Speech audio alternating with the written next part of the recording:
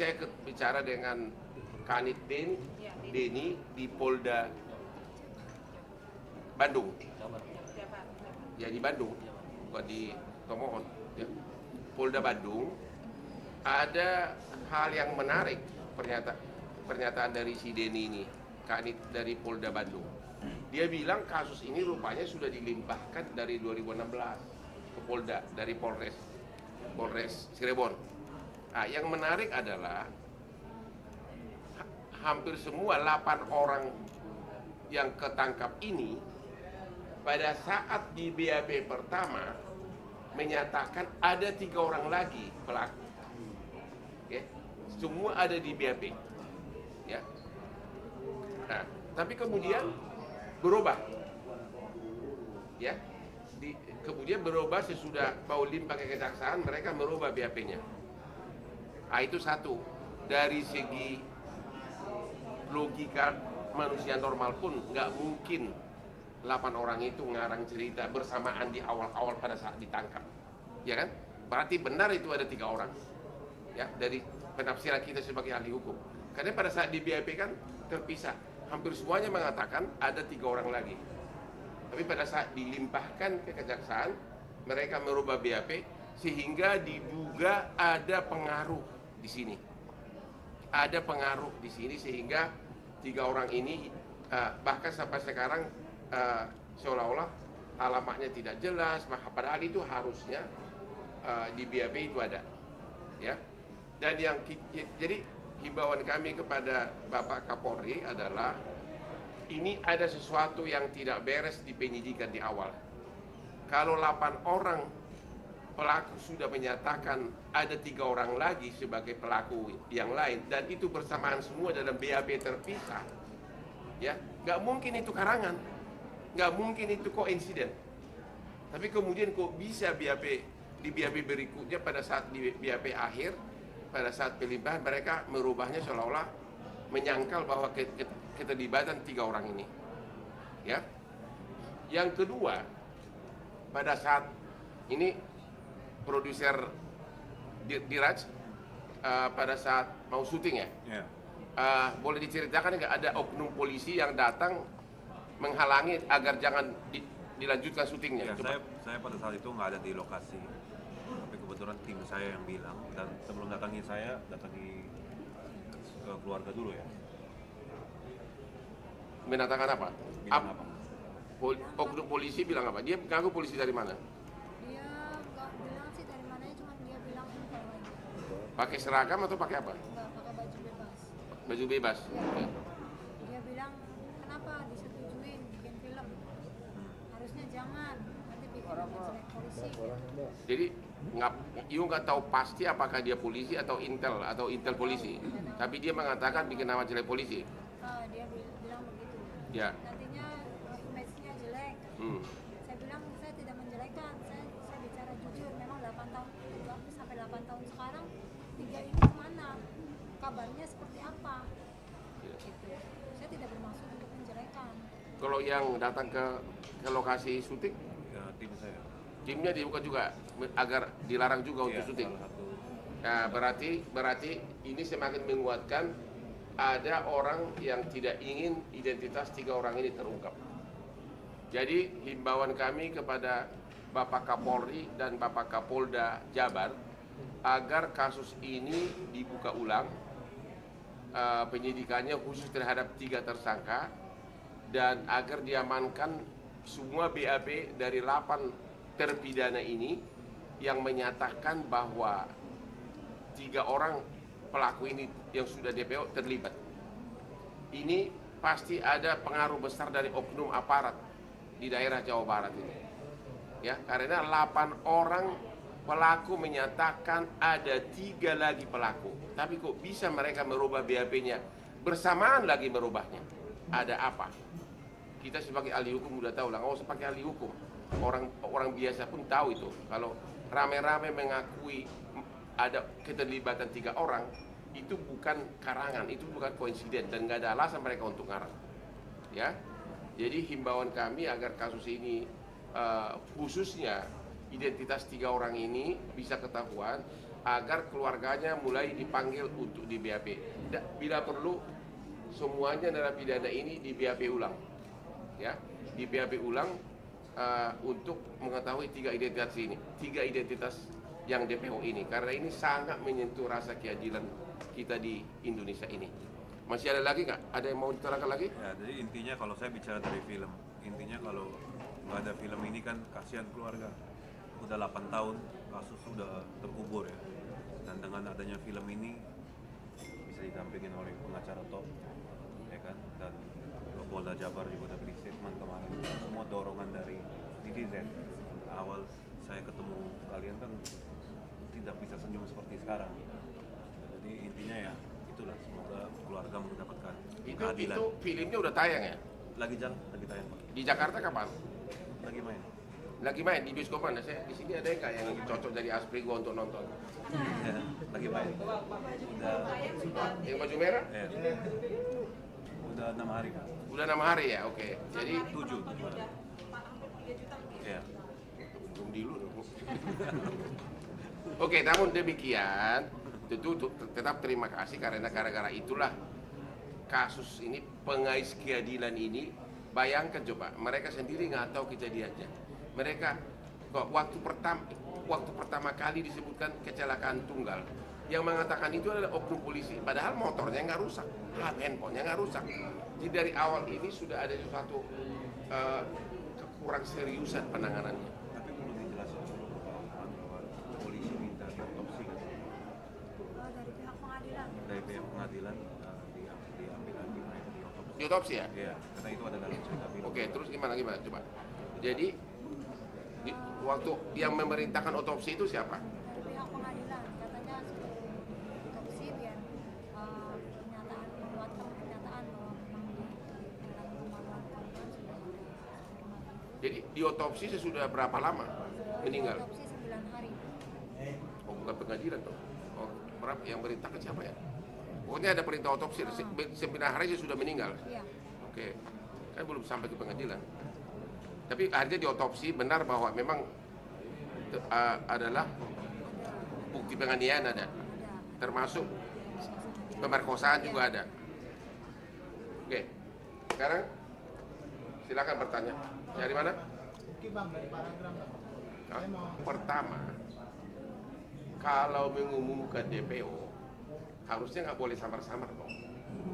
Ya, jadi itu yang kami himbau lagi kepada Polda Jabar, tolong segera dilakukan. Makanya saya bilang tadi penyidikan ulang. Karena apa? Hampir dalam semua tindak pidana yang DPO, apalagi orang Indonesia, dia selalu pulang ke keluarganya, selalu menghubungi keluarganya. Jadi kalau identitasnya tahu, jejak digitalnya gampang didapat. Apalagi 8 tahun. Contoh nih, ini ada contoh nih. Ini tidak pidana kekecilan. Waktu restoran kita Hotman yang di Tajur Bogor, manajernya bawa kabur uang penjualan 2 malam 110 juta. Dia dari pindah dari hotel ke hotel, sesudah dia terlibat judi online. Ketahuannya dari jejak digital. Dia mesan nomor baru dan sebagainya, pakai nick KTP yang lama sama emailnya, itu bisa langsung disambung ke Polres Bogor. Dari situ ketahuannya, hanya gara-gara memakai email dan nicknya dia untuk, saya nggak tahu apa dia pesan nomor baru atau tidak. Makanya dari dia bilang tadi bahwa bagaimana bisa mengumumkan DPO kalau belum tahu identitasnya. Yang kedua,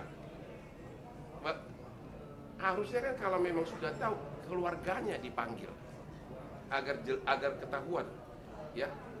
Itu jejak digitalnya itu bisa dapat dari keluarganya.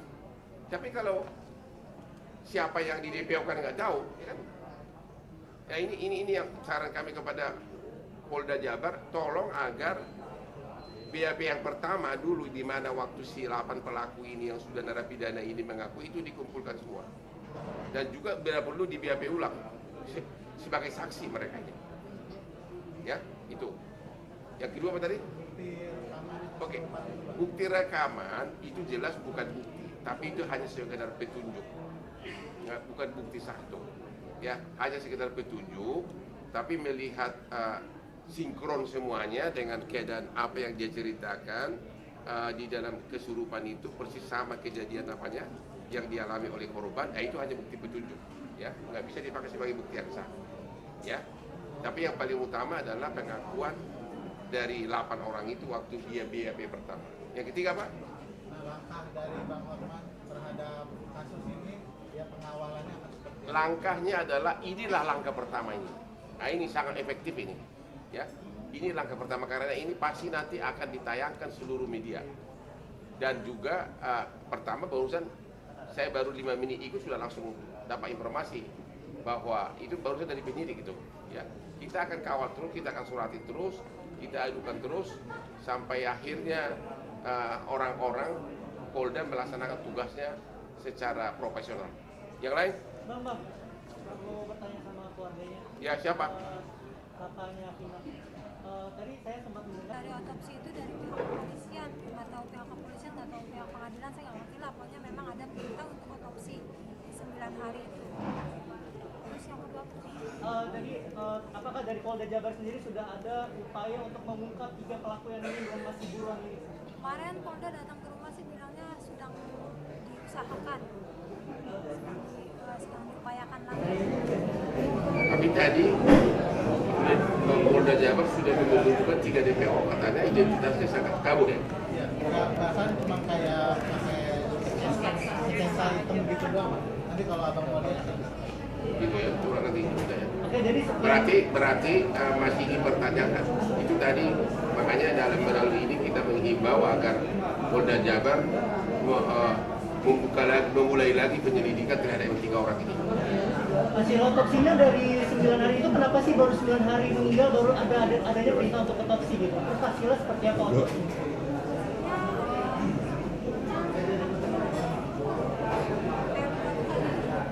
Sudah pasti adalah karena korban terganiaya, makanya di persidangan terbukti semuanya dihukum seumur hidup kecuali yang di bawah umur cuma 8 tahun.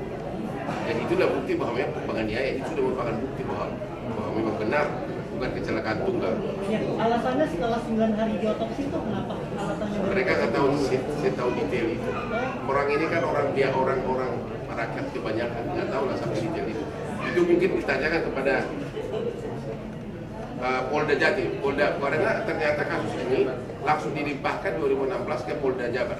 Apakah dari hasil otopsi itu ditemukan adanya bekas-bekas pemerkosaan dari jenazah Firna? Yang didengar di sidang ada.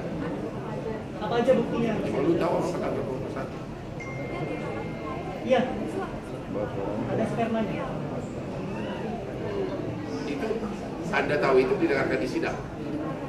Oh, di persidangan terungkap bahwa hasil otopsi di tubuh bagian intim dari si korban masih ada sisa-sisa sperma. Ya, silakan.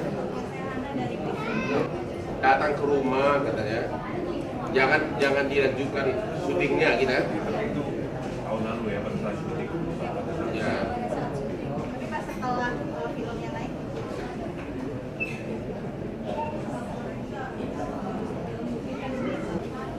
Almarhum Vina sama almarhum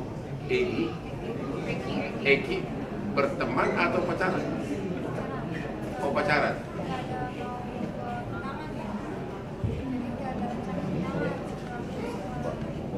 Oke. Ada nggak dari pelaku ini yang cemburu atau cintanya ditolak atau apa?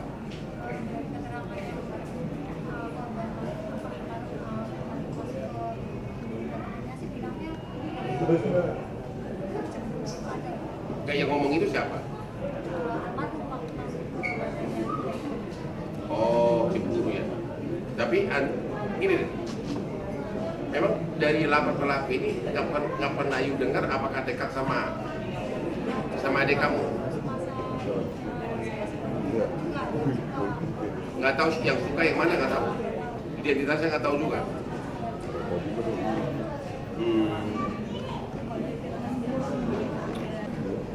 Bang akan menghadirkan keluarga Eki itu nggak sih Bang? Apa? Selama ini kan yang pihak temannya Vina itu kan nggak pernah keluarganya dihadirkan. Mungkin nanti ini kan baru pertama kali, ya kan? Jadi ya gue nggak tahu sampai sana mungkin akan datang nanti menyusul, ya. Karena ini baru pertama kali aku pun mulai ikut ini karena udah nggak tahan.